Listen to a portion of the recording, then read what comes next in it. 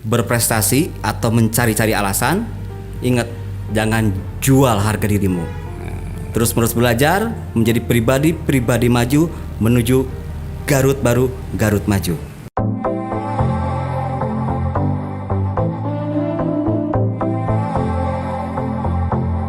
Assalamualaikum warahmatullahi wabarakatuh. Sahabat podcast Durasi, berjumpa kembali dalam perbincangan kita.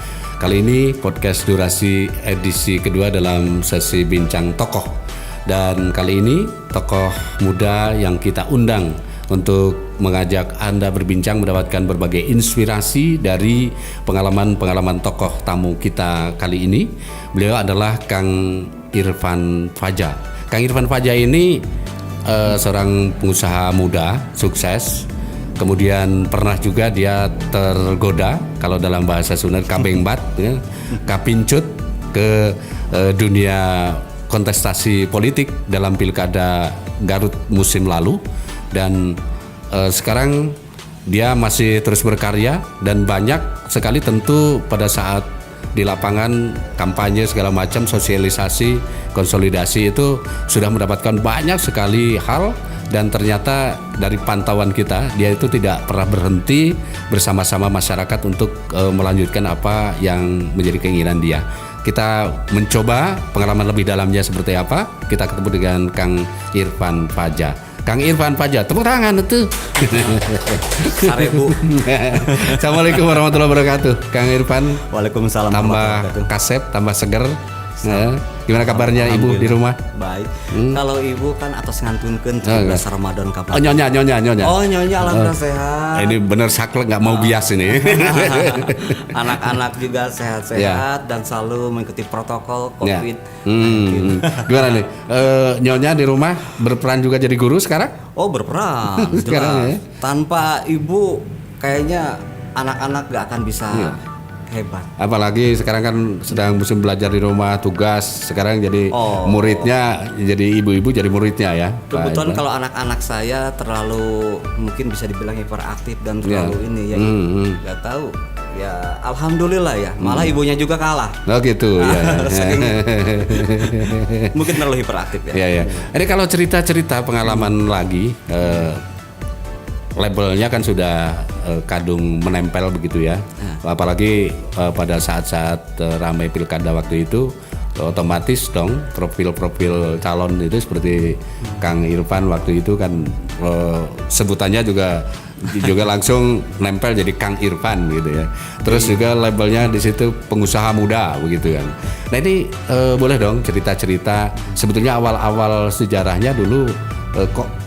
Karena pada waktu itu kita ketemu itu seolah-olah tiba-tiba ini pengusaha muda Garut, tapi awalnya kapan begitu ya? Dan waktu itu relatif tidak tuntas lah penjelasan itu ya.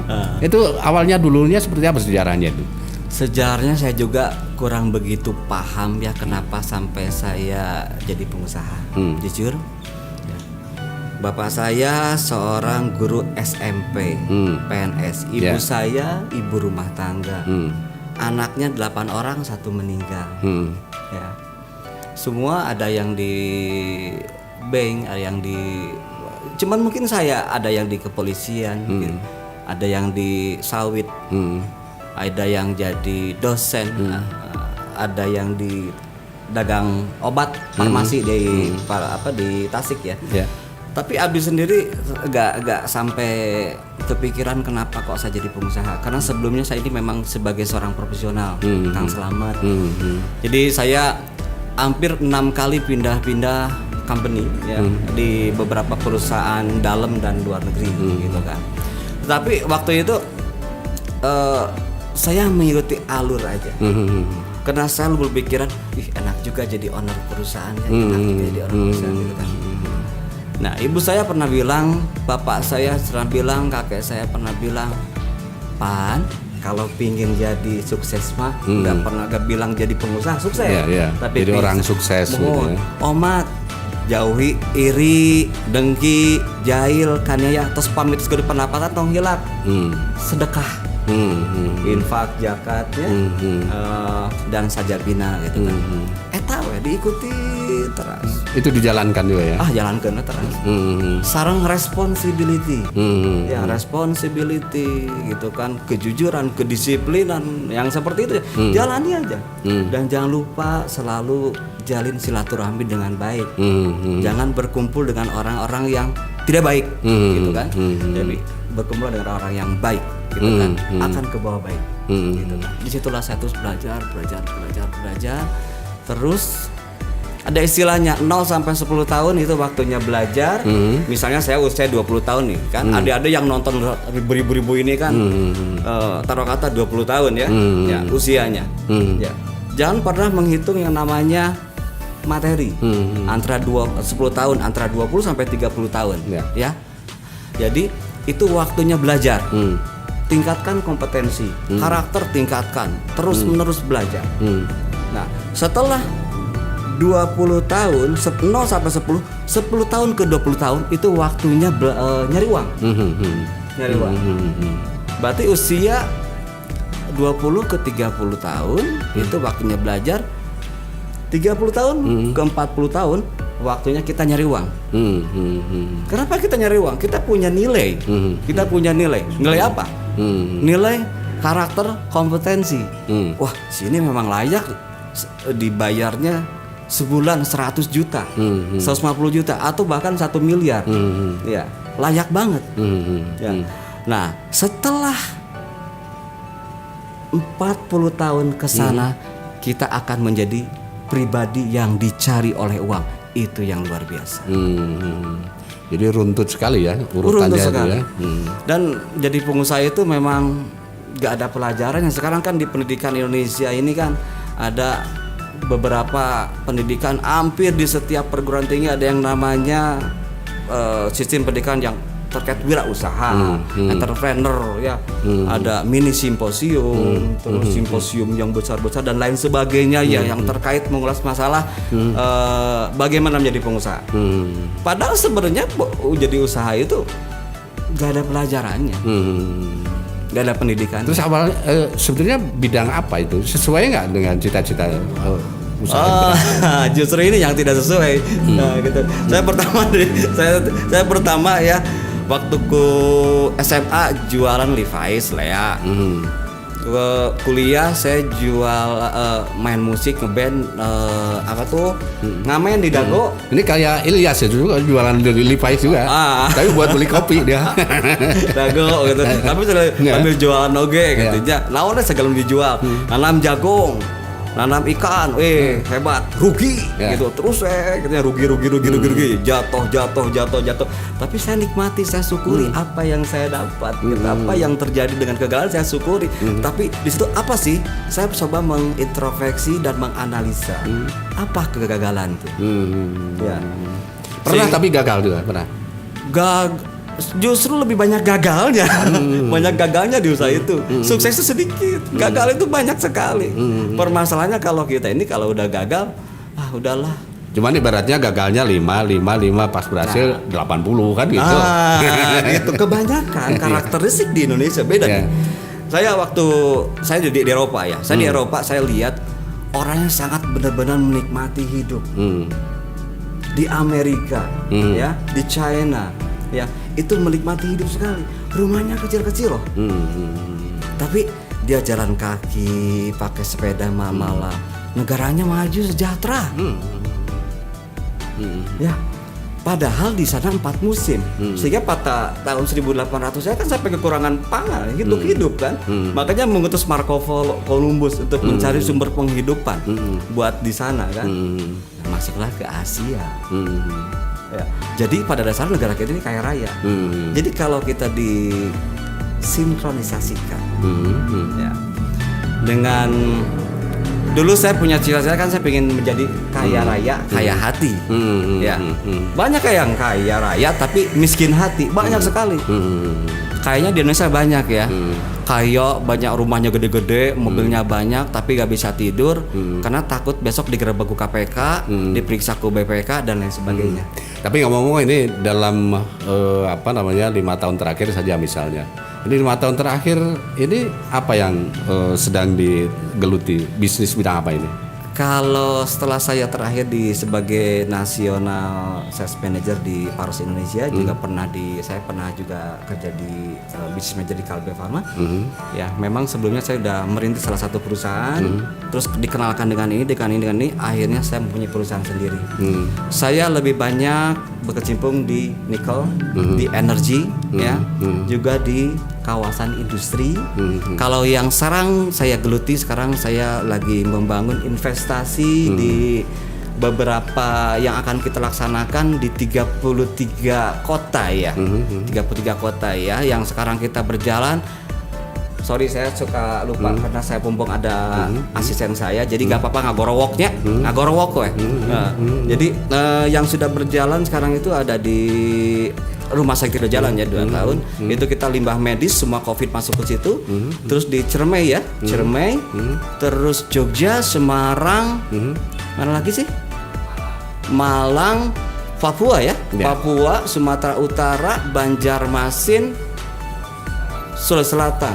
Nah, jadi kita bikin yang namanya di sini limbah medis. Jadi semua hospital dari sektor swasta sampai ke mudah-mudahan kita bikin yang namanya insinerator ya untuk B3, 55 COVID dan lain sebagainya dimasukin ke situ.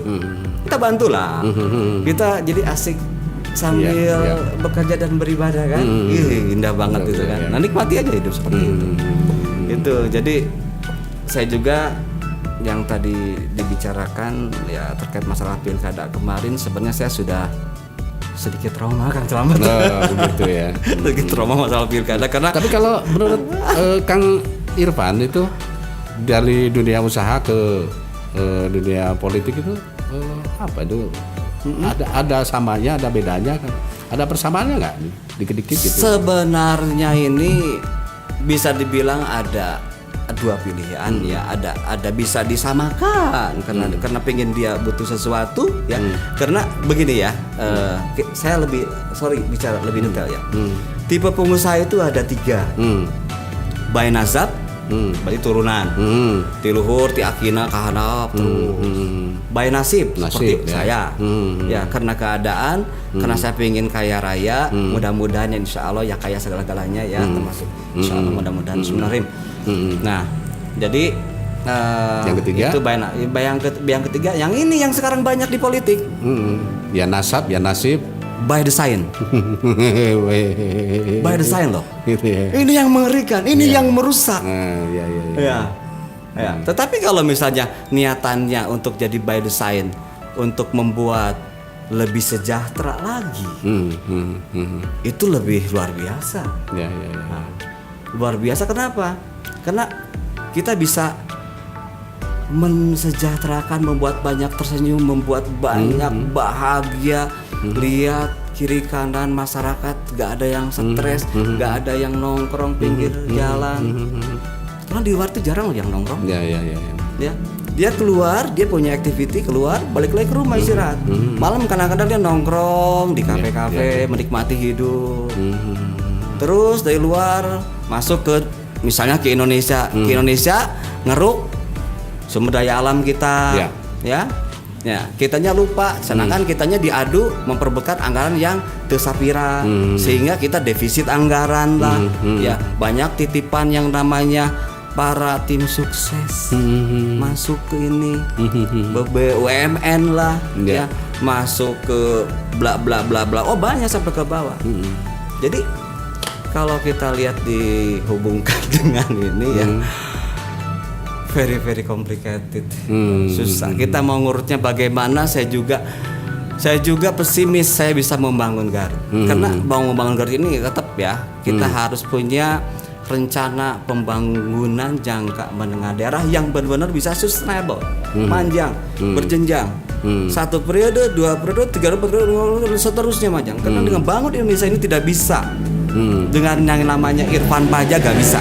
Nah ini kalau misalnya kita bicara Garut ini, Kang Irfan ya, dari aspek sumber daya manusia, termasuk Kang Irfan ini sumber daya manusia yang unggul ini, banyak sekali para pengusaha sukses, bukan pengusaha barangkali, bukan cuma pengusaha maksudnya, banyak sekali orang-orang Garut itu yang sukses di luar sana, yang sukses di karir politiknya, yang sukses di karir sebagai pengusaha dan bidang-bidang lain, banyak sekali orang sukses di Garut. Tapi tidak seluruhnya juga mereka itu kemudian kembali ke Garut untuk membangun Garut. Nah, Kang Irfan ini kan tadi awal sudah terbersih begitu ya, udah orang lain paling balik tadi gitu ya, ngusep ES nanti lama bengar mah tadi gitu.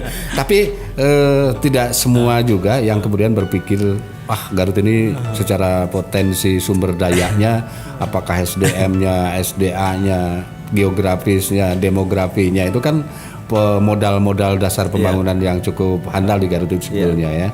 Tapi kenapa begini? Itu seperti apa pendapat Kang Irfan? Kalau menurut saya pribadi ya, mungkin pengusaha Garut yang asli Garut ya, yang ada di luar Garut itu kesini sangat menikmati hidup. Itu saking bersyukurnya. Ya, jadi rasa syukurnya penuh sekali.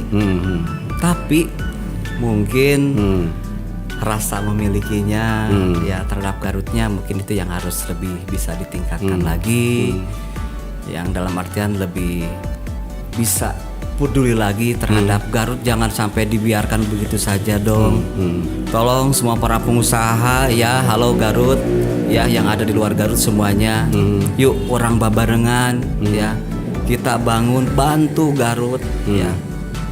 Garut tidak bisa maju apalagi masuk ke daerah yang tertinggal ya. IPM juga sangat mengkhawatirkan, kurang lebih sekitar 64-an. Angka ketimpangan juga atau Gini rasio juga mengerikan juga ya, di bawah provinsi. Kalau nggak salah terakhir itu saya lupa lagi ya, kalau 0,3, sedangkan kalau provinsi kalau tidak salah di atas 0,4 gitu kan. Nah, kalau lihat dari data tersebut kan Garut perlu berjamaah. Garut perlu berjamaah dari semua unsur-unsur terkait. Mungkin Indonesia juga perlu berjamaah ya, supaya kita semua partai tidak pagedruk-gedruk ya, tidak merebutkan lapak ya. Karena pada dasarnya SDM di Indonesia atau para pengusaha ataupun apapun juga yang sukses itu orang-orang hebat semua kok. Ya. Jadi kalau dari tingkat kekuatannya, kelebihannya Indonesia ini khususnya Garut itu hebat ya. Domba adu di mana-mana ayah, sampai di Kampung Rambutan, di Batam juga jagar Garut gitu kan, luar biasa. Terus peluangnya luar biasa. Indonesia luar biasa, apalagi Garut, sumber daya alamnya luar biasa. Ya karena Garut ini kan suka ada yang bilang Garut itu spektrumnya nasional, barometer nasional. Heureuy ge bisa genjel Garut manuk. Nah, manuk di tiungan jadi heureuy salam dunya kan gitu ya. Zaman bala aja Garut kan luar biasa. Ya, Indonesia tuh luar biasa bisa sampai mengalahkan yang namanya pasukan sekutu aja. Berarti udah nilai plus bahwa Indonesia, Garut ya itu luar biasa orangnya hebat. Manuk ngaliuk digigir ka hareup. Berarti secara SDM-nya unggul-unggul ya. Peluangnya luar biasa. Sampai asing-asing aja pengen kesini kan, ngeruk kekayaan alam. Nah, masa kita ya dibiarkan begitu saja? Ya. Apa ini tadi ada kaitan Pak Kang Irfan tadi bilang usaha budaya pendidikan dalam pengertian mungkin link and match mungkin ya. Jadi linear tidaknya antara pendidikan dengan teori-teori atau praktek menjadi pengusaha. Itu seperti apa penjelasannya? Jadi maksudnya begini ya, itu kan lebih banyak mengajarkan kepada kompetensi. Dalam Al-Quran saya gak berani menyebutkan misi Pak Baliut ya, karena banyak di Garut banyak tokoh-tokoh agama yang luar biasa. Cuman Allah itu kan memberikan kekayaan dan kecukupan. Rezeki itu bisa datang pada kapanpun juga, bisa detik ini, bisa 1 menit kemudian, 1 jam kemudian. Jadi rumus usaha itu adalah tiba saat, tiba akal.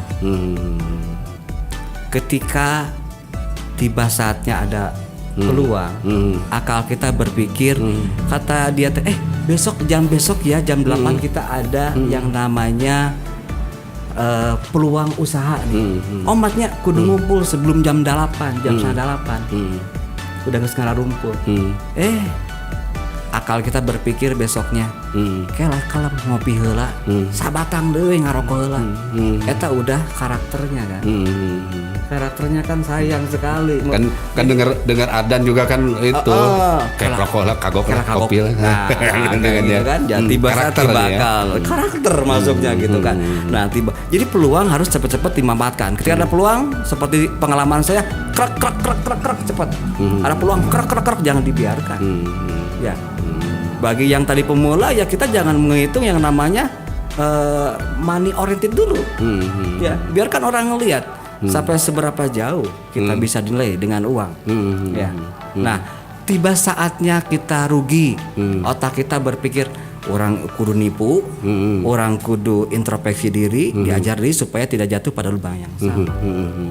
Tiba saatnya kita untung, ya, akal kita berpikir apakah rek digolangkan deui atau rek dipake karaokean, bade nikah deui sampai ka 5 kali, atau bae boros poya-poya dan lain sebagainya ya. Nah, jadi itu yang paling inti kunci dalam dunia usaha itu. Tiba saat tiba akal.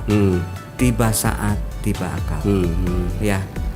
Jadi kalau yang di universitas atau di SMK itu kan itu hanya kompetensi. Jadi nomor yang paling penting itu karakter, kompetensi, ya, terus intuisi.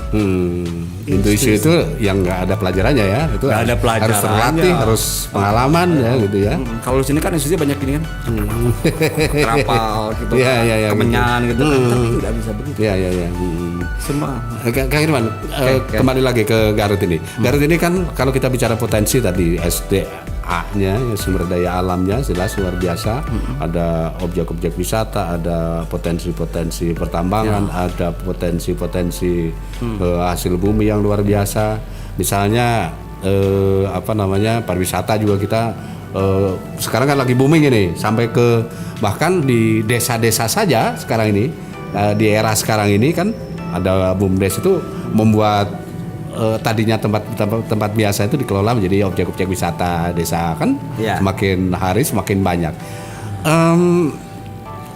Ada nggak ini sumbangan pemikiran yang gitu yang belum mereka pikirkan ini Kang Irfan, dari Kang Irfan? Apa yang harus dilakukan untuk potensi alam Garut yang kita miliki untuk menjadi manfaat bagi semua masyarakat Garut itu gitu? Saya bilang membangun mudah. Saya bilang membangun mudah. Asal tetapi profit mual. Ya. Tentunya kalau membangun itu harus ada pertama ada pra-FS dulu, ya. Setelah jadi pra-FS ada atau visibility study-nya, ya. Jadi FS. Terus harus diidentifikasi masalahnya, ya. Terus dibikin bisnis plan-nya. Nah, plus regulasinya juga berpihak enggak terhadap ya para pengusaha wisata, juga UKM ya. Selama regulasi itu gak bisa, sepertinya contohnya gini deh. Waktu saya di Hong Kong misalnya, di Hong Kong, saya keluar situ mau masuk ke salah satu daerah, tapi saya itu di situ dipaksa untuk masuk ke dalam situ sama pemerintah. Jadi benar-benar pemerintah tuh menganjurkan semua destinasi wisata yang ada misalnya di Garut itu dipaksa sama peraturan regulasi ya, yang supaya mana kudu datang kadinya, ya mana kudu datang kadinya. Jadi semua jadi penuh. Jadi terus gitu. Jadi kita harus bisa bersinergi, ya. Fungsi peran dari beberapa elemen-elemen, ya itu kita harus bersatu. Bagaimana kita ujung-ujungnya bukan masalah ini lagi, masalah perut ini. Ya. Kita bagaimana suatu daerah ini bisa menjadikan daerah yang bisa profit oriented. Orientasinya profit. Di otak profit. Nah, selama ini bukan profit. Anggaran teu naik, populasi semakin bertambah, anggaran di sini Resesi, anjir bangkrut kayunan gimana kayak gitu. Pak Irfan, Kang Irfan, Pak Kang. Irfan aja lah Kang. Irfan, dulu Ya. kemarin waktu menjelang pilkada, Kang Irfan kan membina anak-anak muda itu untuk diarahkan menjadi pengusaha apalah begitu ya. Nanti Kang Irfan perlu jelasin ini kondisinya sampai sekarang berkelanjutan kan ini. Nah, itulah ya yang namanya apa tuh? Masih ingat gak? Kang Selamat ingat gitu? Apa namanya coba? Yang Grup apa? rumah apa itu kan itu? Yang ya betul. Jadi itu di dalam bawah di Sipanjapa ya. Sekarang itu Sipanjapa itu ada di Jalan Cimanuk nomor 97 Jayaraga ya. Itu kita udah hampir, kita memang punya tempat baru kemarin tuh dari 2 tahun tapi dibangun baru beberapa bulan yang lalu. Tapi sebelum tempatnya kan di Pesona Intan, sekarang sudah pindah, kita punya tempat di situ namanya Sipanjapa. Sipanjapa itu sekarang membina para pemuda yang ikut ke saya waktu saya tidak jadi pilkada di sini dan alhamdulillah ada yang kabur, ada yang tidak kabur. Ketika saya tidak jadi banyak yang kabur, tapi yang kecil segelintir orang aja yang masih kena setia. Nah, alhamdulillah sekarang Sipanjapa kita ada bisnis yang namanya di pertanian, ya. Kita ada bisnis di tour and travel, ya, umroh, haji, aliyah, domestik sampai dengan internasional. Juga kita ada barber, juga kita ada Bumi Cafe, ya, tempat nongkrong, ngumpul orang-orang para pemuda di situ menunaikan pikirannya dengan ada beberapa barista kopinya. Kita ada di Gunung Papandayan ya, kopinya, terus Telaga Besar dan lain sebagainya. Juga ada kitchen yang kita ambil dari luar Garut juga. Ya. Jadi kita hire ke sini untuk ngajarin para pemuda-pemudi di sini. Ya. Juga ada Sip Studio, ada Global Media.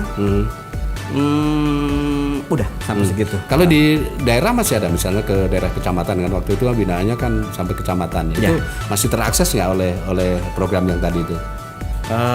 Sebenarnya ini dari seluruh Garut ya, ada di beberapa daerah-daerah yang ngumpul di situ. Jadi kalau untuk sampai kecamatan kita belum. Karena memang ini menggunakan dana pribadi, gitu kan, dana pribadi. Tapi sejauh ini berapa banyak yang terserap oleh program Kang Irfan? Alhamdulillah, waktu yang ke Sulawesi aja itu hampir 450 orang ya Pak Topik ya, kita berangkatkan ke sana. Mungkin sekarang juga yang 33 kota ini ada berapa ribu kita perlu orang Garut ya? Jadi di sini itu digembleng, dilatih, diberi skill, pemahaman, kemudian tidak saja langsung dimainkan di sini, tapi juga disalurkan ke daerah lain ya. Karena saya mah pengusaha, tukang selamat, lamun misalnya di dia atah kene di Canaka ditu. Kita kumaha nyelebar mayar pesawat, nah kamarnya 2 Lion Air kita sewa ya. Sayang atuh. Mata kada digembleng terus gembleng jadi suatu pribadi baru, pribadi maju, kita berangkatkan. Jadi di sana kita bisa bersaing dengan orang-orang luar kan. Luar biasa. Nah eta ini kontribusi yang nyata untuk SDM yang ada di Garut. Jadi untuk membangun SDM itu memang perlu pengorbanan. Sepertinya tadi saya agak tertarik menyangkut regulasi. Kang Irfan, apa ini ada kaitannya dengan dulu itu dari pengusaha tiba-tiba yang tergoda itu tadi, yang kabeng banget ke politik. Karena ya itu kalau bicara regulasi ini kan artinya memang betul-betul dalam makna positif betapa pentingnya kekuasaan itu, ya kan? Jadi dari kacamata positif ini ya, karena kalau tanpa kita mempunyai regulasi yang benar dan itu regulasinya itu memang nggak nyambung, apalagi itu hasil membangun itu ya hasilnya tidak akan optimal barangkali begitu. Nah kalau diingat-ingat gitu, kalau misalnya boleh juga sih ada yang mengatakan Kang Irfan mah korban politik waktu itu gitu. Karena kan udah booming begitu ya, tiba-tiba itu disungkruknya jadi dikalahkan belum di ring gitu kan gitu. Itu kan itu pengalaman yang paling teringat, yang paling menarik, dan bahkan bisa bikin Kang Irfan itu malam-malam sambil mau tidur itu aduh sakayang seri dengan isi eta. Ada tuh nggak yang kayak gitu? Kalau saya sih itu pengalaman yang menarik ya, menarik. Jadi nggak stres enggak. Jadi apa ya? Asik juga ya. Dan liar juga gitu kan ya. Jadi saya bukan orang yang ketika bicara misalnya ya benar gitu kan. Nah ya kalau salah ya salah. Ya. Tapi kalau sekarang musimnya ini kan banyak orang-orang yang baik, tapi ujung-ujungnya tidak baik. Saya lebih baik benar dulu, ya pasti baik akhirnya. Nah jadi ya saya bukan salah satu korban politik ya. Yang jelas saya memang tidak masuk di pikiran saya gitu. Ketika saya banyak mengeksplor konsep-konsep terkait masalah Kabupaten Garut, karena Kabupaten Garut kan daerah konservasi bagaimanapun juga. Yang harus kita digenjotnya itu ya untuk IPM ini ya mau tidak mau dari agribisnis. Agribisnis tapi harus dijadikan industri. Ingat ya, jangan sampai sayuran-sayuran kok terus peternakan kok diimpor semua. Halo, Garut kemana ya?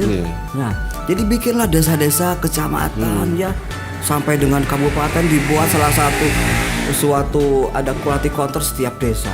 Dibekali dengan ilmu-ilmu. Ya, ilmu-ilmu apa? Jangan ilmu-ilmunya rios kongres ngawangkong teu beres-beres. Ya. Eta yang ai pun tanya da bikin belak-belakan kieu nya.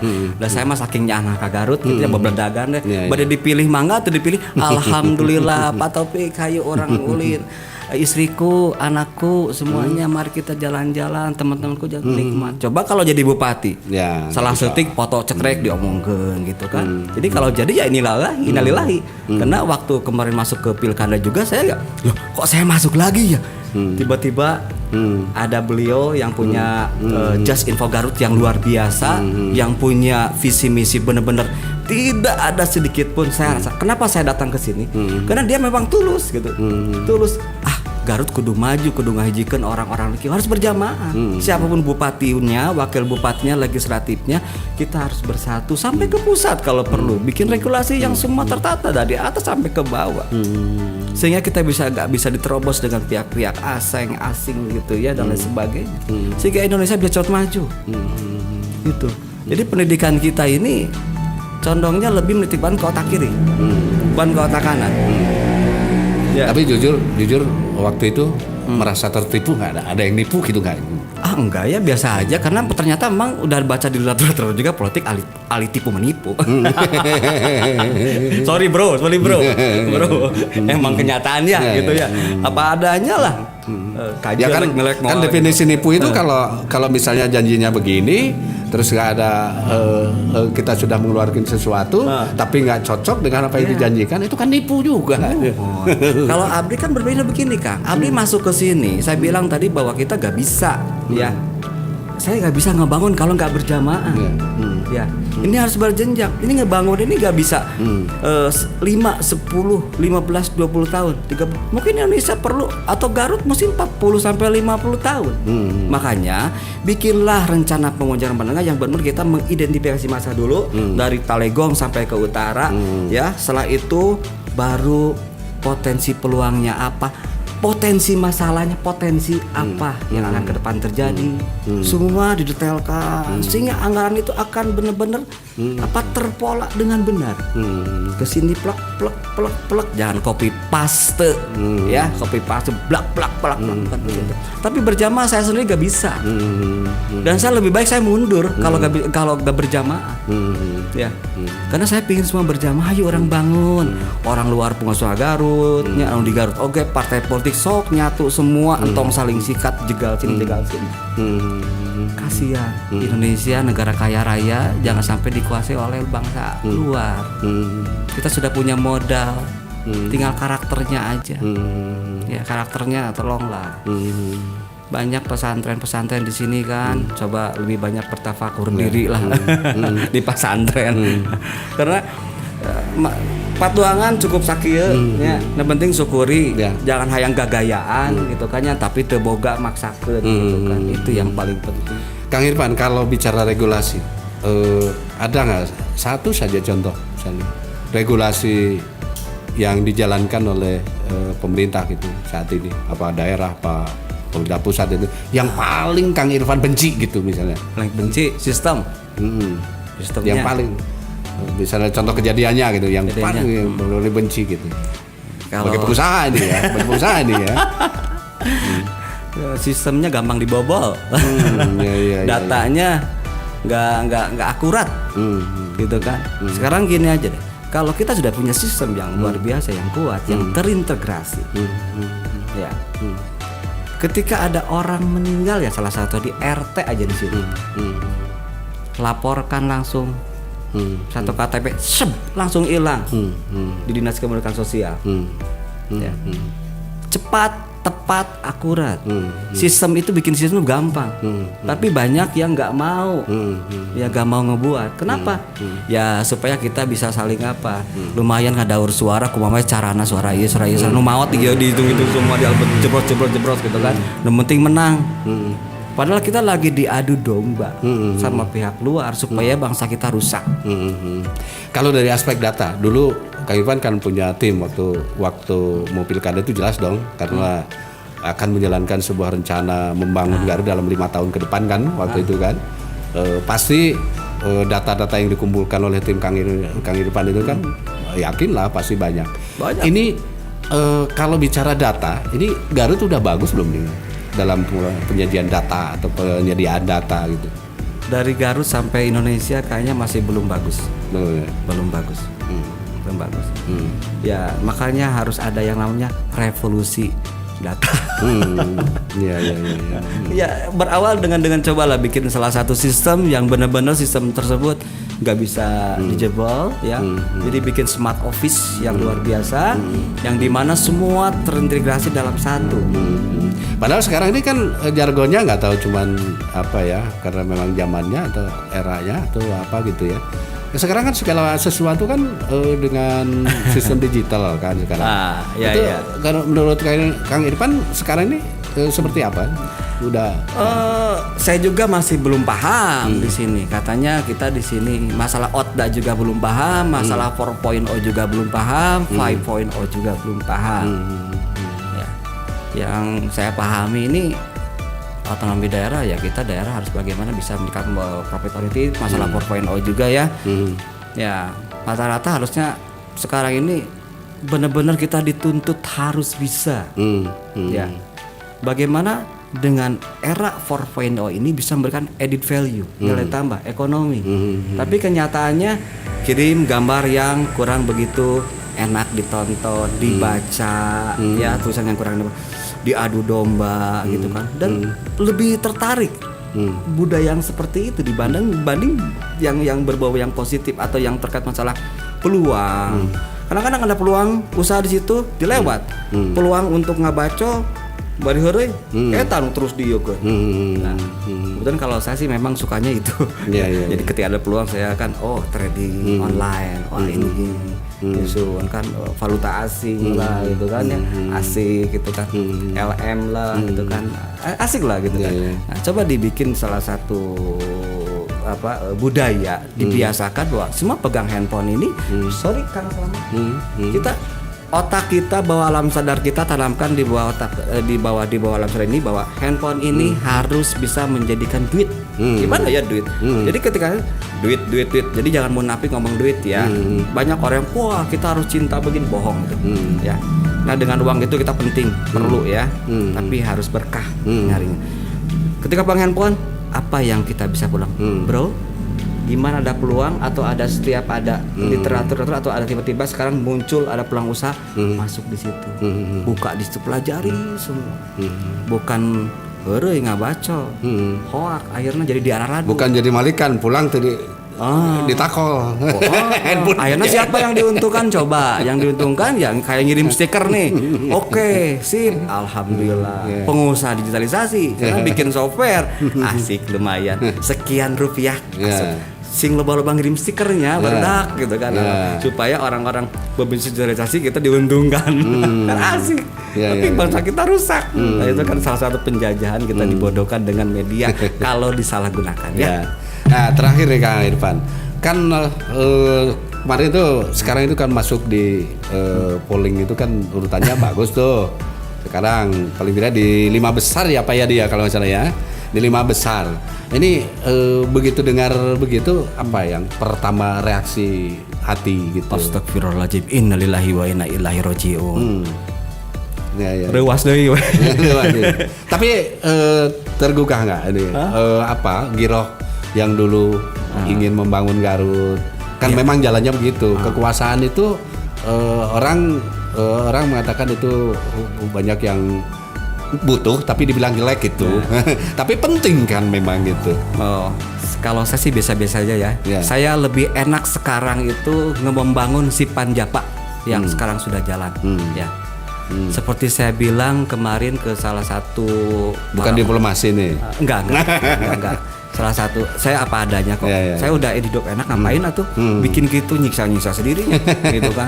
Banyak pengusaha, banyak para jalan juga yang dipelintir jalan kan sama politik. Saya ngobrol sama beliau ya, sama Kang Yadi memang luar biasa. Saya salut ke Kang Yadi, sama Kang Evan juga luar biasa. Ya. Jadi gimana ya? Jadi kita bisa membangun kalau kita berjamaah. Ya. Saya gak bisa jalan sendirian. Tapi seandainya situasi misalnya, karena politik itu kan digiring oleh situasi kadang-kadang. Kalau situasi menghendaki misalnya Kang Irfan nanti harus maju di pilkada mendatang, masih agak lama juga sih gitu. Tapi kata orang sih, gitu. Kata orang kalau bicara politik itu waktu 3-4 tahun itu katanya nggak lama gitu. Itu terakhir itu apa? Karena karena saya manusia tidak sempurna ya banyak setan ya. Saya lebih baik kalau saya benar diusung jadi nanti ke depannya lebih baik kita kumpulkan masyarakat, kalau perlu di alun-alun atau di Kerpop, cap darah bupati, wakil bupati, saksian keseluruhan masyarakat. Ya, kalau misalnya tidak benar terbalik ya silakan mundurkan diri. Ya, cap darah saksian ke masyarakat. Jangan hanya kepentingan berbagai-bagai pribadi dan golongan. Capek. Ngapain saya datang ke Garut lamun tidak bisa bermanfaat buat Garut. Lebih baik seperti sekarang aja di pengusaha lebih banyak komplain. Pakai celana pendek, nyeker, cuek. Bang, luar biasa kita bicara Garut, Kang Irfan. Kayaknya 7 hari 7 malam kalau bicara Garut nggak sudah ya. Tapi akhir dari perbincangan kita, saya ingin dengar 2 kalimat tentang Garut dari Kang Irfan. Aduh, tentang 2 kalimat tambahannya? Itu juga karena saudara.